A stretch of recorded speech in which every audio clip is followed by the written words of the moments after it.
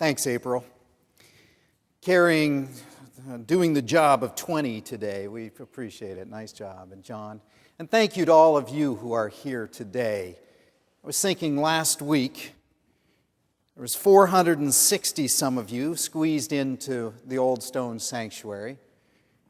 And this week I'm thinking, well, half of you are missing. No doubt we had a few CEOs last week. Christmas and Easter only. But I'm glad you're here today. You do my heart good, and you do my faith good. I suspect you do each other's hearts good as well. We strengthen one another. But I have to bring you some discouraging news, folks. Well, it's discouraging maybe for some, good news for others. See, I don't know how long I can remain the pastor of the Old Stone Church. And before you get too worked up about it, let me tell you why. It's not because I've found a better church. I'm sure there are good churches around, but, I was going to give my friend a copy of the Old Stone book, the coffee table book with all the photos and history of Old Stone. And I was going to write in the front, if Old Stone is as close to God as you ever get, that may be enough.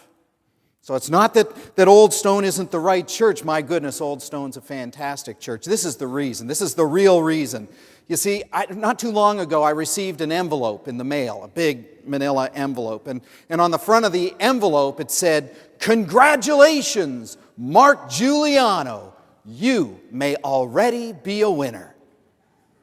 $300 million grand prize winner, Publishers Clearinghouse." I thought to myself, my goodness, my life is going to change. This is good news indeed. Wow, I thought.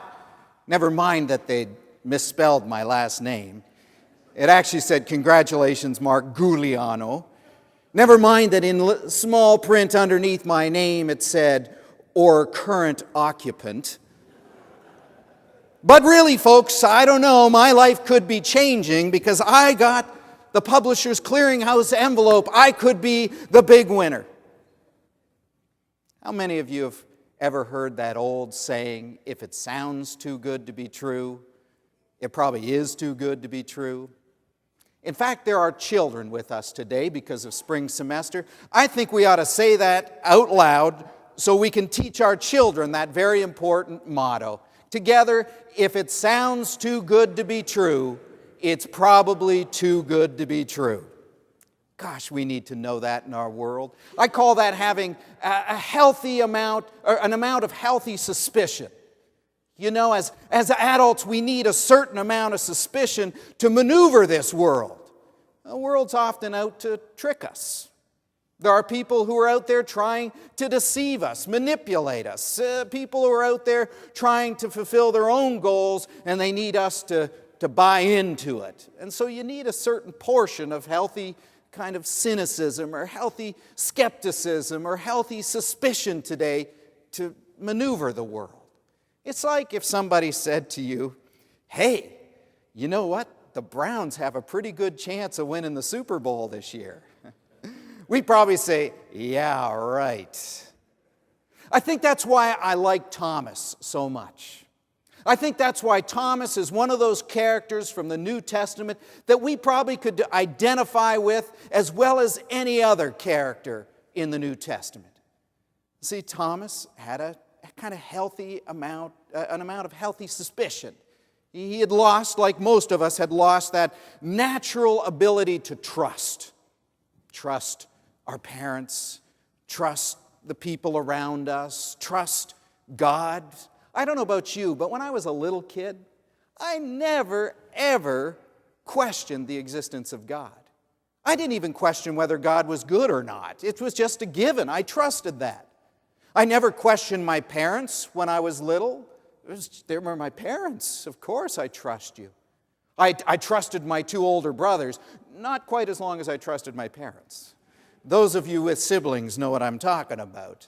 That's when we begin to learn to be a little suspicious, to distrust. When your older brothers come around and say, "Hey, Mark, drink this."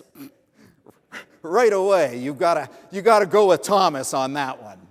I got to ask a question first, right? I gotta chase down this answer. And that's what I like about Thomas. Now, let's be clear. Thomas was a doubter. Thomas got a bad rap, I think, throughout 2,000 years of church history. In fact, when we talk about Thomas, we often call him what? Doubting Thomas. What a poor fella. For 2,000 years, he's been known as Doubting Thomas, as if he had a first name, Doubting Thomas. Or an adjective to always describe him, as if he's nothing else but a doubter, Doubting Thomas. It's like Moaning Myrtle from Harry Potter. Doubting Thomas. That's all he is, Doubting Thomas. But Thomas was not a cynic. By definition, a cynic is someone who's suspicious of everybody and everything. A cynic is someone who believes that everyone is out to get them. Everyone has a hidden agenda and they're out to get you. And so you distrust everyone, and you distrust the world, and you especially distrust God. And so you're usually a pretty unhappy person if you're a cynic. Sometimes you become lazy if you're a cynic. I'm not even going to chase down the truth, because I assume behind all of it is something bad. I'm a cynic. Behind everything, somebody's trying to get me. That wasn't Thomas. He wasn't a cynic. Thomas was more of a skeptic, wasn't he? He questioned what he was hearing. He doubted it, and he took his doubts seriously enough that he was willing to chase them down. He had questions, and he was willing to search for an answer. That's not so bad, is it? To chase down our doubts? René Descartes once said that if we want to be seekers of truth, René Descartes, the father of the Enlightenment period in which we all live, unless you're a postmodernist and think it's all coming down, René Descartes said, if you are a seeker of truth, if you want to know truth in your life, sooner or later you have to be willing to question everything. Frederick Buechner, a Presbyterian writer and theologian, once said that our doubts are the ants in the pants of our faith. Our doubts keep us searching. Our doubts keep us going deeper into relationship with God so that we can know God better and so that God can know us better. See, I put Thomas in that category. He was a serious doubter. He took his doubts seriously enough to look for answers. He was not a cynic who just said, forget it, I'm not even going to bother. And Thomas had good reason to doubt, didn't he? I mean, think about it. Think about what his friends were telling him. You can imagine that conversation. Hey, Thomas, guess what? Sunday morning, Sunday night, you remember Jesus, our buddy Jesus, our teacher that we lived with and ate with, and he taught us and he loved us for all those weeks and months and 3 years.